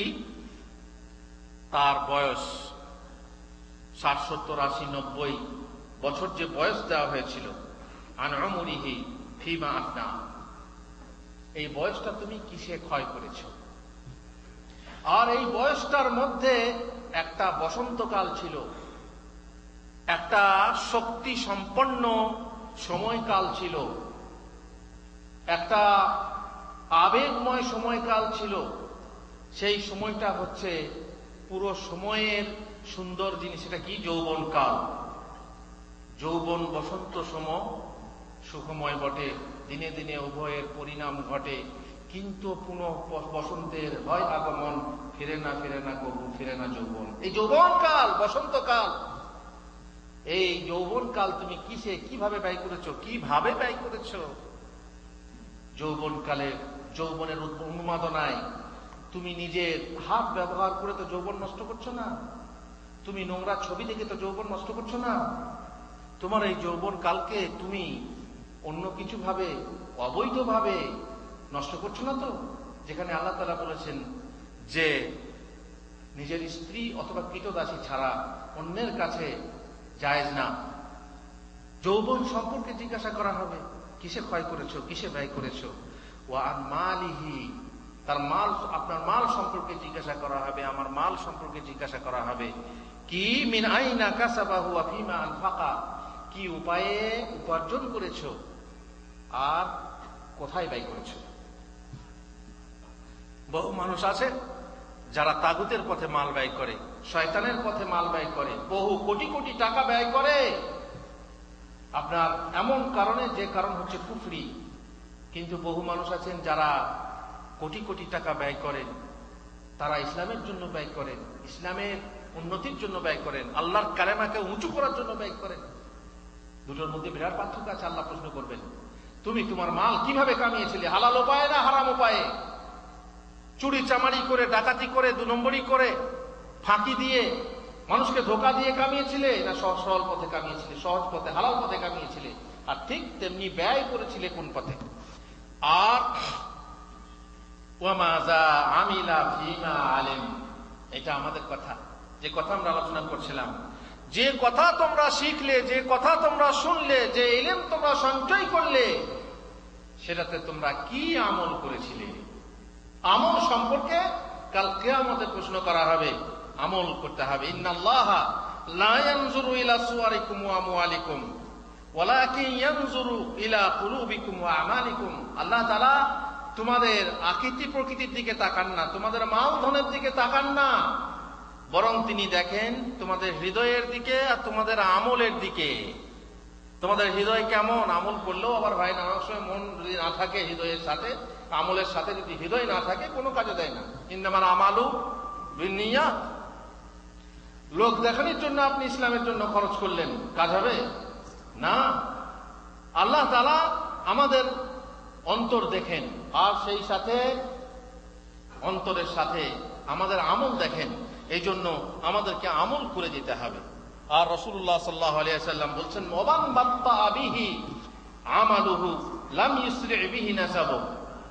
যদি আপনি কোনো উচ্চ বংশের লোক হন, খুব উঁচু বংশের ছেলে হন, সেই বংশ আল্লাহর কাছে কোনো কাজে দেবে না, কবরে কোনো কাজে দেবে না। আপনার কাফনের উপরে যদি বড় পীর, পিরানে পীর আব্দুল কাদের জিলানীর সাজারানামা লিখে দেওয়া হয়, অনেকে লিখে দেয়, তাই না? কোনো কাজে দেবে? মুনকির নাকি ফেরেশতা এসে আব্দুল কাদের জিলানীর নাম দেখি ভয়ে পালাবে, তাই না? পালাবে? হ্যাঁ, কোনো কাজে দেবে না। বংশের যদি আপনি আব্দুল কাদের জিলানীর ছেলে হন, বরং যদি নবীর ছেলে হন, তবুও কবরে কোনো কাজ দেবে? কোনো কাজে দেবে না। কি কাজ দেবে? আমল। আর আমল হচ্ছে সহি ঈমান যুক্ত আমল। যে কোনো আমল আল্লাহর কাছে গৃহীত না, যদি আপনার ঈমান সহি থাকে তবেই আপনার আমল গৃহীত। সুতরাং সেই সহি আমল আপনাকে তৈরি করতে হবে বা আপনাকে পাথেয় সংগ্রহ করতে হবে, তবেই কাল পরকালে কাজে দেবে। মুসলিম সমাজের অধিকাংশ মানুষের আমল নেই বলেই ইসলামের পূর্ণরূপ মলিন হয়ে আছে। আমল নেই দেখেই আফসোস করে উর্দু কবি বলেছেন, ইসলাম দার কিতাব ও মুসলিম দার গো। তার মানে যেটা কবি নজরুল বলেছিলেন, ইসলাম কিতাবে শুধু, মুসলিম গোরস্থান। ইসলাম কোথায় আছে? কিতাবে আছে, তার মানে বাস্তবে নেই। আর মুসলিম কোথায় আছে? কবরে আছে। তার মানে কি? তার মানে যারা আসল মুসলমান তারা এই সাহাবী তাবেঈ, তারা কি হয়েছেন? মারা গেছেন। বাস্তব জগতে আর পাওয়া যায় না। মুসলমানদের এই অবস্থা দেখে, যেহেতু মুসলমানদের মাঝে ইসলাম নেই, সেহেতু আমরা আমাদের পরিবেশের কারণে বহু অমুসলমানকে মুসলিম বা ইসলাম থেকে দূরে সরিয়ে দিচ্ছি। আমি আপনাদের সামনে দুটো কথা বলবো, দুটো ঘটনা বলবো। আমার ওস্তাদ বা হতে পারে এনাদের কারো ওস্তাদ, যিনি মদিনা ইউনিভার্সিটির শিক্ষক, একজন নও মুসলিম, তিনি যখন ইসলাম গ্রহণ করেন তখন তার বাড়ির লোক তাকে মাঝে বসিয়ে ৩-৪ জন তাদের ধর্মীয় পণ্ডিতদেরকে নিয়ে এসে, ধর্মগুরুদেরকে নিয়ে এসে বিভিন্ন জেরা করে, কেন তুমি মুসলমান হলে? বলো, আমার ইচ্ছায় মুসলমান হয়েছে। আর আমাদের আইন অনুযায়ী কেউ যদি স্বেচ্ছায় মুসলমান হয় কিংবা অন্য ধর্ম গ্রহণ করে, কারো কিছু বলার নেই, না বাপের আর না অন্য কারো। তো ঠিক আছে, তোমার যদি ধর্মান্তরিত হওয়ারই ইচ্ছা ছিল, ধর্ম যদি পরিবর্তনই করতে, তো মুসলমান কেন? মুসলমানদের অবস্থা দেখছো না? কোর্টে যাও, সেখানে ভিড় ওরাই লাগিয়ে আছে। নোংরা, যে কোনো নোংরা, যাত্রাতে যাও, থিয়েটারে যাও, সিনেমায় যাও, সব মুসলমান, আর সব নোংরা কাজে মুসলমানরা জড়িত। তো মুসলমান কেন হতে গেলে? চুরিতে, চামারিতে, ডাকাতিতে, মারামারিতে, খনাগুড়িতে, সারা বিশ্বে আজ কাদের মধ্যে বেশি দাঙ্গা চলছে, যুদ্ধ চলছে? মুসলমানদের মাঝে। আরে এরাই হচ্ছে পৃথিবীর সর্বনিকৃষ্ট, তো মুসলমান কেন হতে গেলে? আমার উস্তাদ এক কথায় বলেছিলেন, আমি কোথেকে জানলাম, তিনি আমাদেরকে ক্লাসে শুনিয়েছিলেন, জানি না এনারাও শুনতে পারেন। বলেছিলেন যে আমি মুসলমানদেরকে দেখে ইসলাম গ্রহণ করিনি, আমি ইসলামকে দেখে ইসলাম গ্রহণ করেছি। মুসলমানদের যে অবস্থা হবে হোক, যদি কেউ না মানে, পার্টির মধ্যে যদি কয়েকটা লোক খারাপ হয়, গোটা পার্টি খারাপ হয়ে যাবে। সংগঠনের মাঝে 2-4টা লোক যদি খারাপ হয়, তো গোটা সংগঠনের বদনাম হবে না, এটা হতে পারে না। বাস, সব লাজবাব। মুসলমান হয়ে তিনি পড়াশোনা করলেন, তারপরে এখানে এলেন, তারপরে এখন মদিনা ইউনিভার্সিটির টিচার। আর একটা ঘটনা বলি, আর একজনের নাম আমি করছি না, তিনি ইসলামের সম্পর্কে অনেক রিসার্চ করেছিলেন এবং ইসলামকে ভালো বলে জানতেন। তাকে প্রশ্ন করা হলো যে আপনি ইসলাম সম্পর্কে এত লেখালেখি করছেন, তার সপক্ষে বলছেন, তো আপনি ইসলাম গ্রহণ করেন না কেন, মুসলমান হন না কেন? বড় একজন জ্ঞানী মানুষ, পণ্ডিত মানুষ, তিনি বললেন, আমি পিপাসায় ছিলাম, আমার হৃদয়ে পিপাসা ছিল যে আমি ঠান্ডা পানির অপেক্ষায় ছিলাম, খুঁজছিলাম কোথায় আমি ঠান্ডা পানি পাবো। খুঁজতে খুঁজতে সত্যিই আমি এক কাজল জলা দিঘির সন্ধান পেলাম। তার পানি সত্যিই স্বচ্ছ, কাজলের মতো কালো পানি, স্বচ্ছ পানি। যখনই আমি ঘাটে নেমে সেই পানি পান করতে গেলাম, দেখলাম পানির উপরে মোড়া ভাসছে। তারপর আমি সেই পানি আর মুখে তুলতে পারিনি। বুঝতে পারলেন ব্যাপারটা? তার মানে ইসলামকে আমি পেয়েছিলাম আমার পিপাসা মেটানোর জন্য একমাত্র ধর্ম, একমাত্র দিন। কিন্তু ইসলাম গ্রহণ করার জন্য যখন আমি সংকল্প করলাম, তখন দেখলাম মুসলমানদের অবস্থা ভালো নয়। মুসলমানদের অবস্থা দেখে আমি আর ইসলাম গ্রহণ করতে পারিনি। এ আসলে জ্ঞানী না অজ্ঞানী? মূর্খ, বোকা। আর জ্ঞানী হচ্ছে ওই জ্ঞানী যে মুসলমানদেরকে দেখে ইসলাম গ্রহণ করেনি, বরং ইসলামকে দেখে ইসলাম গ্রহণ করেছে। সুতরাং বলছি কি, যে মুসলমানদের যে পরিবেশ, মুসলমানদের যে অবস্থা, সেই অবস্থার কারণে আমরা অমুসলিমদেরকে পিছিয়ে হটিয়ে দিচ্ছি। আর আমরা আমাদের পরিবেশের কারণে অমুসলমানদেরকে ইসলাম গ্রহণে উদ্বুদ্ধ করতে পারছি না।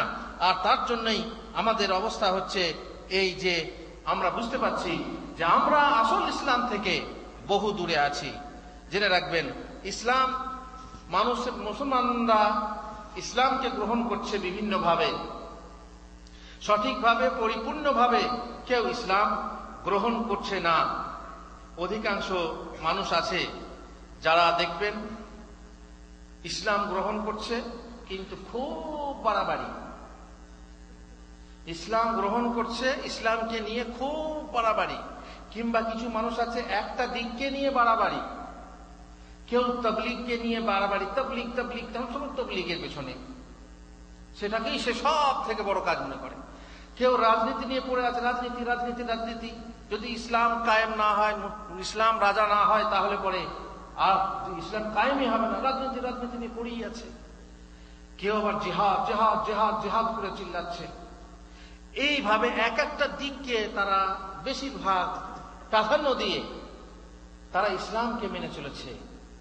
কিন্তু আমরা বলবো কি, যে ইসলামে সবকিছু আছে, কিন্তু ইসলামে আছে মধ্যম পন্থা।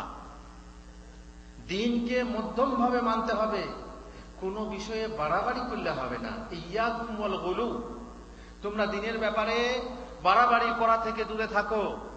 কেন? ফাইন্নামা আহলাকা মান কানা ক্বাবলাকুম আল গুলু ফিদ্দিন, তারা এই দিন ব্যাপারে বাড়াবাড়ি করেছিল, বাড়াবাড়ি করার ফলে তারা ধ্বংস হয়েছিল। বাড়াবাড়ি করো না, মধ্যম পন্থা ভাবে তোমরা ইসলামকে গ্রহণ করো। আর কিছু মানুষ আছে যারা স্বার্থের সময় ধর্মকে বা দ্বীনকে গ্রহণ করে। ওয়া মিনান নাসি মান ইয়াবুদুল্লাহ আলা হারফ ফাইন আসাবাহু খায়রুন ইতমাআন্না বিহি ওয়া ইন আসাবাতহু ফিতনাতুন ইনকালাবা আলা ওয়াজহি খাসারাত দুনিয়া ওয়াল আখিরাহ। দেখবেন সে স্বার্থের সময় আছে, সুখের সময় আছে, কিন্তু দুঃখের সময়ে নেই। স্বস্তির সময় আছে ইসলাম, আমি আছি, কষ্টের সময়ে নেই। আপনারা শুনেছেন যে কিছু লোক উহুদ যুদ্ধের দিনে হালুয়া বানিয়ে খায়? খেয়েছেন আপনারা হালুয়া বানিয়ে? কেন না, এই দিনে মা ফাতেমা হালুয়া বানিয়ে আল্লাহর নবীকে খাইয়েছিলেন, কারণ আল্লাহর নবীর দান্দান মোবারক শহীদ হয়েছিল। তাই আল্লাহর নবী দান্দান মোবারক শহীদ করে হালুয়া খেয়েছিলেন। মানলাম যে হালুয়া খেয়েছিলেন। আর আপনি ঘরে বসে বসে কি করে খান হালুয়া? গোটা গোটা দাঁত নিয়ে হালুয়া খান তা না। হালুয়া খাবার বেলায় আছেন, আর দাঁত ভাঙার বেলায় আপনি নেই। আন্ডা খাবার সময় আপনি আছেন, কিন্তু ডান্ডা খাওয়ার সময় মাস সালাম। ওই যে একটা গল্প আছে না, লাইলি মজনুর গল্প, এগুলো তো গল্প বলা ঠিক না, মানে কথায় কথা বেরোয়, আগুনে বাড়ায় কি। আর যদি কারো গায়ে লাগে দোষ আমার কি। যাই হোক, কথা হলো কি, লাইলি প্রত্যেক দিন এক বাটি করে ক্ষীর পাঠাতো মজনুর কাছে। মজনু চেটে চেটে খেত, খুব ভালো লাগতো। একদিন লাইলি খালি বাটি পাঠিয়েছে দাসীর মাধ্যমে, দিয়ে বলছে যে আজকে এই খালি বাটি কি ব্যাপার? বলছে আজকে লাইলি তোমার কাছ থেকে রক্ত চেয়েছে। তো মজনু বলছে, যে মজনু রক্ত দিতে পারে সে অন্য গলিতে থাকে, আমি নেই। বুঝতে পারলেন? ক্ষীর খাবো কিন্তু রক্ত দিতে পারবো না। এমন স্বার্থপর মানুষ যে একটা দিককে নিয়ে ধর্ম হিসাবে মেনে নিচ্ছে। দেখবেন অনেক যুবক আছে বা অধিকাংশ যুবক, তারা হইচই ভালোবাসে, আনুষ্ঠানিকতা ভালোবাসে। দিনের যে অনুষ্ঠান দিকগুলো আছে, এই জন্য বিদাতিদের বারবারন্ত বেশি। কেন? কারণ বিদাতের যে জিনিসগুলো আছে সেগুলোতে আনন্দ ফুর্তি খুব বেশি। এই শবে বরাত বলুন, শবে বরাতের আনন্দ আমরাও করেছি। আমরা শবে বরাতের দিনে লাইটিং করে মোমবাতি জেলে তারপরে বেরিয়ে যেতাম। ওই যে আপনার ডালি নিয়ে, বালতি নিয়ে লোকের দরজায় ঘরে ঘরে, যে দেবে রান থান তার হবে সোনার চান। কি রুটি? বাঙালির রুটি, আলো চালের রুটি। যে দেবে রান থান মানে গোটা গোটা, তার হবে সোনার চান। যে দেবে ছেঁড়া রুটি তার হবে কানা বেটি। বুঝতে পারছেন? এই বলে নিজেরা করেছি। আনন্দ, সত্যি আনন্দ করে সব গ্রামের সমস্ত ছেলেরা এবং মেয়েরা, গ্রামের ছেলে মেয়ে সব সবার না, ভাই বোন, মাশাআল্লাহ ভাই বোন, তারপরে জমা করে এক জায়গায় বসে খাওয়া, সেটা কি আনন্দ! আর এই আনন্দের পরও বিদআত হয়।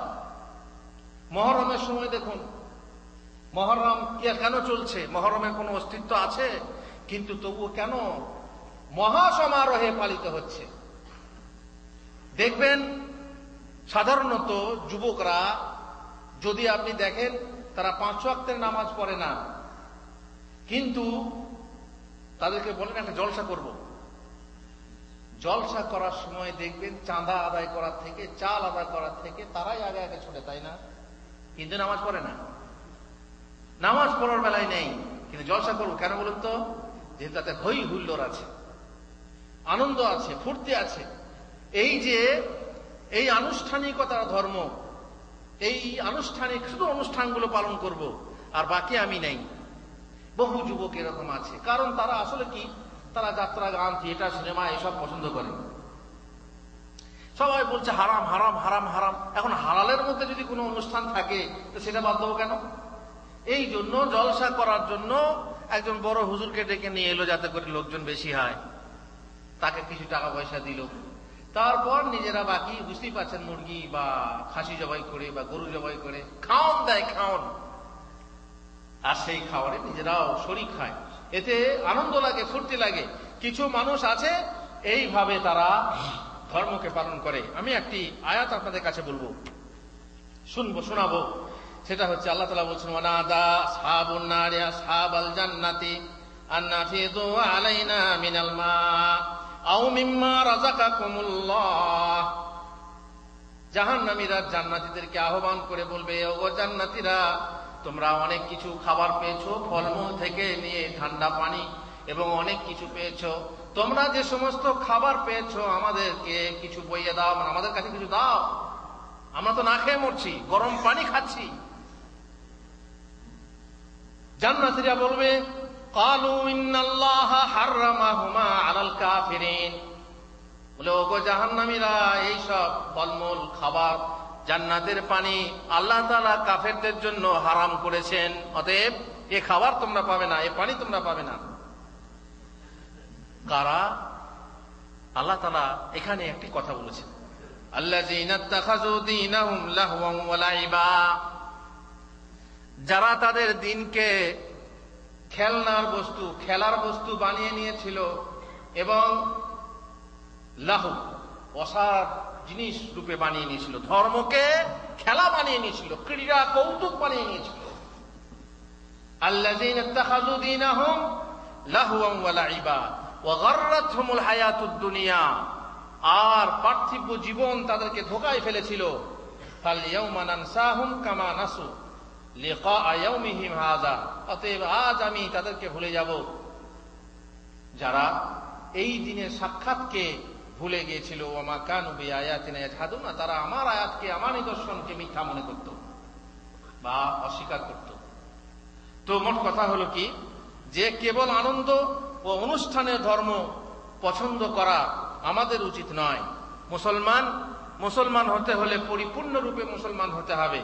শিরিক করে আর বলে আমি মুসলমান, কুফরি করে আর বলে আমি মুসলমান, নাস্তিকের কথা বলে, নাস্তিকতার কথা বলে আর বলে আমি মুসলমান, কাফেরদের দালালি করে আর বলে আমি মুসলমান, সব ধর্ম সমান বলে আর বলে আমি মুসলমান, ধর্মবিরোধীদের দিয়ে ব্যঙ্গ বিদ্রুপ করে, ঠাট্টা করে, বলে আমি মুসলমান, কোরআন বা সহিহ হাদিসে সন্দেহ প্রকাশ করে, বলে আমি মুসলমান, বিদআত করে, ধর্ম নিয়ে ব্যবসা করে, সাহাবাকে গালি দেয়, বলে আমি মুসলমান, দুর্গার মতো দরগা পূজা করে, বলে আমি মুসলমান, দুনিয়া কামানোর উদ্দেশ্যে ইলম শিক্ষা করে, বলে আমি মুসলমান, শরঈ ইলম গোপন করে, বলে আমি মুসলমান, আর মুনাফিকি ও বিশ্বাসঘাতকতা করে, বলে আমি মুসলমান, গণকের কথা বিশ্বাস করে, বলে আমি মুসলমান, গায়রুল্লাহর নামে জবেহ করে, বলে আমি মুসলমান, গায়রুল্লাহর নামে নজর মানে, গায়রুল্লাহর নামে কসম করে, বলে আমি মুসলমান, যোগ জাদু করে, বলে আমি মুসলমান, আল্লাহর প্রতি কুধারণা রাখে, বলে আমি মুসলমান, মুসলিমদের প্রতি কুধারণা রাখে, বলে দাবি করে আমি মুসলমান, মুসলিমকে বিনা দলিলে কাফের বলে, বলে আমি মুসলমান, কাফেরকে কাফের ভাবে না, বলে আমি মুসলমান, আল্লাহ তার রাসূলের প্রতি মিথ্যা আরোপ করে, বলে আমি মুসলমান। এইভাবে বহু এমন এমন পাপ আছে যে পাপ তারা করে যায় নির্দ্বিধায়, অথচ সে মনে করে আমি আমার বাপ মুসলমান। না, আজকের মুসলমানরা আমরা ইসলাম থেকে বহু দূরে সরে আছি। আমি বলবো যে আসুন ইসলামে আরো কাছাকাছি হন, ইসলামকে ভালোরূপে জানতে শিখুন, পরিপূর্ণ রূপে মানতে শিখুন। আল্লাহ তাআলার আহ্বান হলো, ইয়া আইয়ুহাল্লাযীনা আমানু দুখুলু ফিস-সিলমি কাফা, হে ঈমানদাররা তোমরা ইসলামে পরিপূর্ণ রূপে প্রবিষ্ট হও। ওয়ালা তাত্তাবিউ খুতুওয়াতিশ শাইতান, শয়তানের পদাঙ্ক অনুসরণ করো না। ইন্নাহু লাকুম আদুউম মুবিন, নিশ্চয়ই সে হলো তোমাদের প্রকাশ্য শত্রু। রব্বানা ওয়াজআলনা মুসলিমাইন লাকা ওয়া মিন যুররিয়াতিনা উম্মাতান মুসলিমাতান লাক ওয়া আরিনা মানাসিকানা ওয়া তুব আলাইনা ইন্নাকা আনতাত তাওয়াবুর রাহিম। কার দোয়া এটা? ইব্রাহিম আলাইহিস সালামের দোয়া। আল্লাহ কবুল করেছিলেন। আল্লাহ আমাদের কাছ থেকেও যেন কবুল করেন। রাব্বি জাআলনি মুকিমাস সালাতি ওয়া মিন যুররিয়াতি রব্বানা ওয়া তাকাব্বাল দুআ ওয়া সাল্লাল্লাহু আলা নাবিয়িনা মুহাম্মদ ওয়া আলা আলিহি ওয়া সাহবিহি আজমাইন।